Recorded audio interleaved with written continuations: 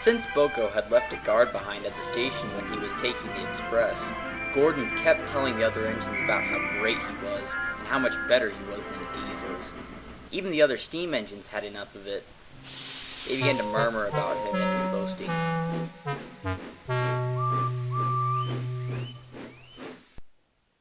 One night, Gordon was being extremely bad. "I have never forgotten a guard," Gordon boasted to the other engines. The other engines tried to ignore it. James was sick of Gordon's talk and wanted to put an end to it. "Gordon," said James, "if I remember correctly, you once got sent down Edward's branch line and were going to get dumped into the ocean by some mischievous little twins. But someone came to your rescue."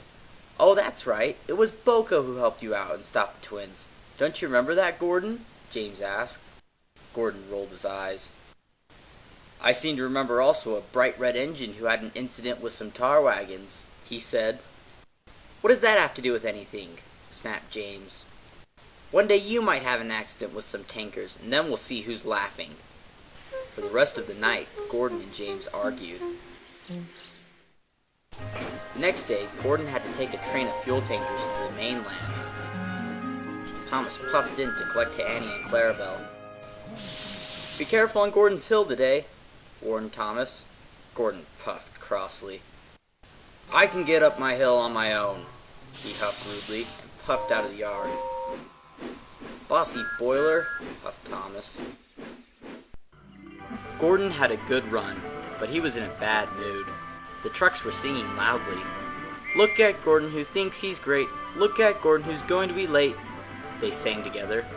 Soon Gordon had to stop at another station so an extra car could be added to the train to go with them to the mainland. Once it was coupled up, they left. Gordon went to Wellsworth station. Henry was waiting there.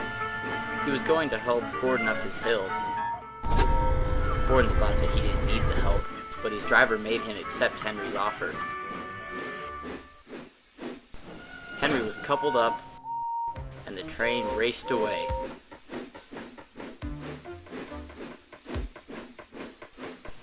The two engines charged Gordon's hill fiercely.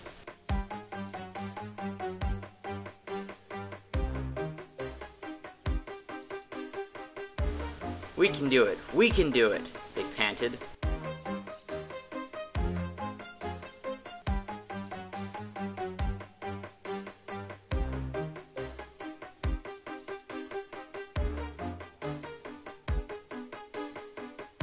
And slowly but surely they went over the hill. Then they began to coast downward, but there was trouble ahead. The signal at the bottom of the hill was red. Gordon applied his brakes. Henry didn't see the signal, nor did his driver. He crashed into the brake van. Fuel went everywhere. The crew hurried in the emergency to put out the fires of both the engines so the fuel wouldn't start on fire. Henry luckily was still clean, but Gordon was in a mess. He was covered in fuel. BoCo, the diesel engine, was taking a passenger train and stopped when he saw the incident. BoCo was an expert in helping out after an accident. So Henry took BoCo's passenger train, and BoCo stayed to help. James soon arrived with the breakdown train. James didn't say a word to Gordon, but Gordon knew what James was thinking. BoCo shunted away the unhurt cars, and James cleaned up the ruined ones. BoCo then pushed Gordon to the washdown. "Gordon," said BoCo, "I didn't know that you had decided to switch fuels. I guess no more coal for you. But here's my advice. Put the fuel in your tanks. It doesn't do you much good on your paintwork." Gordon was ashamed. "I'm sorry I made fun of you for losing your guard," he said. "I just get so worried every day when I go to the other railway and see all the steam engines are gone and now scrapped. It worries me. I don't want it to happen here. I don't want a diesel taking my work." "Gordon, don't worry," said BoCo. "I don't want your work. I even let Henry take my passenger train so I could help you out. I don't enjoy taking coaches as much as you do." "That makes me feel a lot better," said Gordon. "But please remember to be nice to us diesels on the railway, 'cause it isn't our fault that the glory days of steam are over. So could you please be nicer to me, Daisy, Mavis and Rusty? Because all we want to do here is help out, said BoCo. I will, agreed Gordon.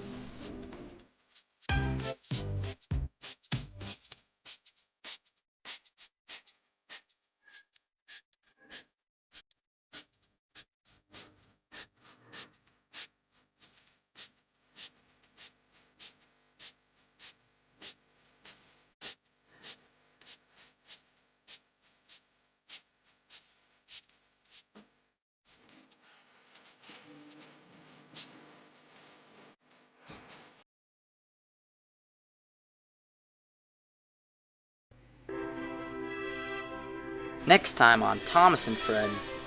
Shh! Lady Hat is throwing a surprise birthday party for Sir Topham Hatt. Toby is in charge of keeping him away. Can he do it? Find out next time in Toby's Surprise Party.